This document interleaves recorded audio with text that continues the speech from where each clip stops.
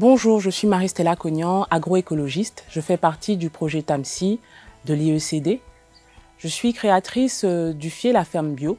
La ferme Le Fier est une ferme en agroécologie qui fait la promotion du bio, des pratiques agricoles naturelles, et nous faisons de la formation, de l'agroalimentaire, et c'est un lieu de partage et d'échange autour du monde de l'agroécologie. Quand nous sommes arrivés sur ce terrain il y a 8 ans, nous avons essayé de nous adapter au mieux au biotope, tout en essayant de vraiment garder les plantes existantes et les arbres qui étaient présents, de ne pas trop dénuder aussi le sol. Ensuite, nous avons essayé de recréer un microcosme qui allait permettre aux plantes que nous allons implanter et celles qui étaient sur place, autochtones, de pouvoir vivre ensemble.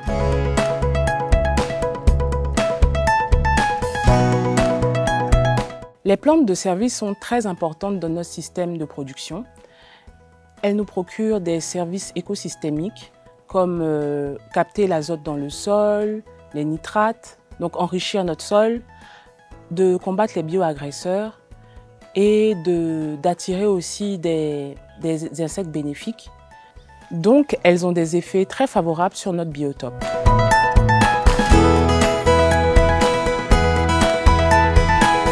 Les plantes de service sont implantées un peu partout sur notre parcelle.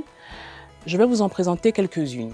Déjà, nous allons parler des plantes qui vont nous aider à défendre nos cultures contre les bioagresseurs. Je vais vous parler du basilic, de la citronnelle et du tabac. La citronnelle et le basilic sont des répulsifs. Elles vont être implantées un peu partout sur la planche pour repousser les bioagresseurs à travers l'odeur qu'elles dégagent. Le tabac va attirer le Nesigdiocoris qui est un prédateur de Tuta absoluta, de la mouche blanche, aussi des thrips. Donc il est très important d'avoir des pieds de tabac dans son champ. On va aussi le transformer en purin pour être un répulsif. Donc l'ajout de toutes ces plantes sur la parcelle permet une diversité des cultures déjà, parce que le tabac, la citronnelle sont aussi utilisés dans l'alimentation. Nous avons aussi des plantes fertilitaires comme le moringa, l'albizia lebec, qui vont capter l'azote dans le sol et donc nourrir nos planches. Les feuilles du moringa sont utilisées comme biofertilisants. Le vétiver va nous permettre de lutter contre l'érosion du sol. Donc nous allons les mettre en bordure de planches pour pouvoir déjà stabiliser la planche. Et aussi les racines du vétiver vont à plus de 5 mètres dans le sol, donc elles vont vraiment puiser les sels minéraux dans le sol et vraiment solidifier la planche. Il est important d'intégrer des plantes à fleurs sur votre parcelle.